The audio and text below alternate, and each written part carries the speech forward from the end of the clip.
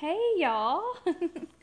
Joy here. Y'all are not used to seeing me very much because I don't know I haven't really mastered the whole camera thing. So welcome, and welcome to all the replay viewers. I think I finally just decided to go ahead and sit down. I'm super tired. You can see my cheeks are all pink because I've been working outside in the garden. And welcome everybody. I'll just be real quick. There's a lot of different principles about permaculture, and I think it started in Australia. But the fun thing about permaculture is it's actually quite natural.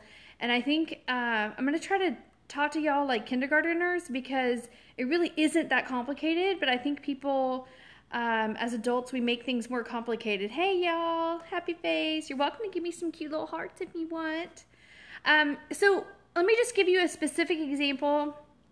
Am I an Okie or okay? Like from Oklahoma? I'm from Texas, if that's what you mean. Here in the Houston area.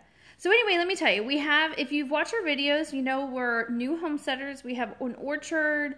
We have lots of gardens. Itchy, not pecan.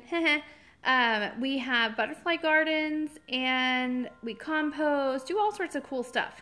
So I have this area behind our house that's a gully, and it's our property, but we're not allowed to put anything permanent on it. So basically there's just grass there. It just costs us money to mow it, and we don't get a lot of value out of it other than the fact that we have a chain link fence, and so we get to see the gully, and we get to see a line of trees. You can be our guest, yes. Yeah, Stephen's Suburban Homestead does have an Airbnb listing. So if you want to come visit the homestead and stay a night, you're welcome to do so. Hey, Claire, look at my pink cheeks. So anyway, we have this dead space behind our property, like I was talking about, that's on the gully. And it's ugly. And there's mowers that come about 4 times a year from the city, and they can't get to this one spot, so we're always having to do it. It's like a little triangle garden. And I'm going to post some pictures of what I'm talking about on our Facebook page. So Stephen's Suburban Homestead, and Stephen's is with a V. So, never mind, I just noticed something. Claire, did you notice too? Anyway, okay. So, what I did... what I did was I cleared a portion of land so that I could plant a wildflower and milkweed garden. Now, well, how is this permaculture? Okay, well, the basics that I'm talking about is I have an orchard back there. I have a water spigot. I don't have a water catchment, but I have a water access. And we also have our neighbor's pecan tree that he does not take care of at all. He never fertilized it, didn't even know it was a pecan, and he's lived there 20 years. Psycho.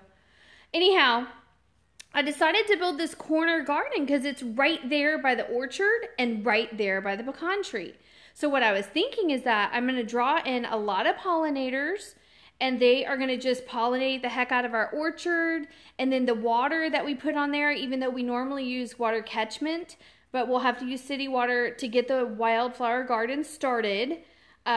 Notice I said started because we really don't need to water it. I mean, wildflowers can kind of take care of themselves. But in permaculture, you got to think about, like, if I put a garden in, how is it serving me and the environment? So now I've created a space for monarch butterflies, lots of bees, hopefully wasps to get the heck out of our yard. It's right by the orchard, which is going to give us more produce for our family. And then it's right by that pecan tree, which hopefully will, we will put compost out. We probably will water if we're having drought situation like right now. So that pecan tree is going to benefit from it. And that's the idea of permaculture. The other thing I did was I used compost, basically dirt. I made my own damn dirt. It's so cool. So I used my own compost dirt to put in there, which has rich nutrients. We have fire ashes from our outside fires in our inside fireplace. So we use that. What else did we do? I used a spare piece of soaker hose. And so just kind of using what you have is also, I don't know if it's technically a permaculture thing. I think that may be more of a homestead type of value where you just use what you have. Don't go out and spend tons of money.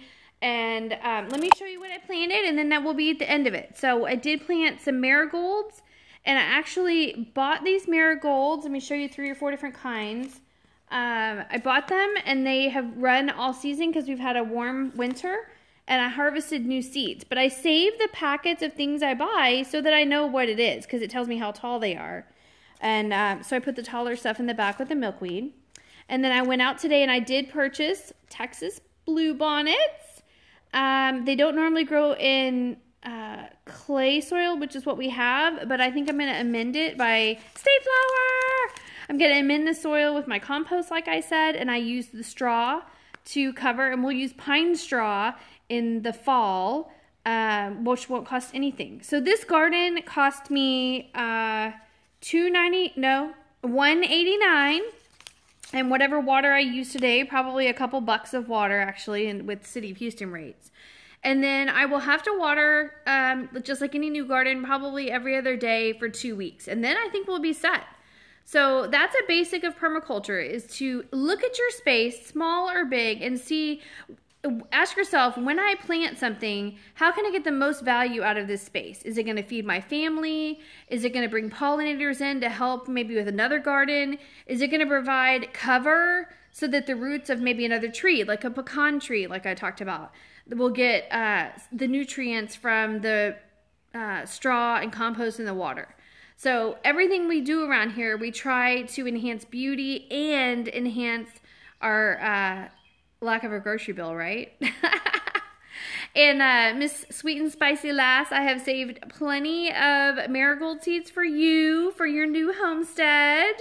And I have 5 different varieties. Yes, there she is. She's getting a new home. Woo, woo, woo! I won't say where. Yay!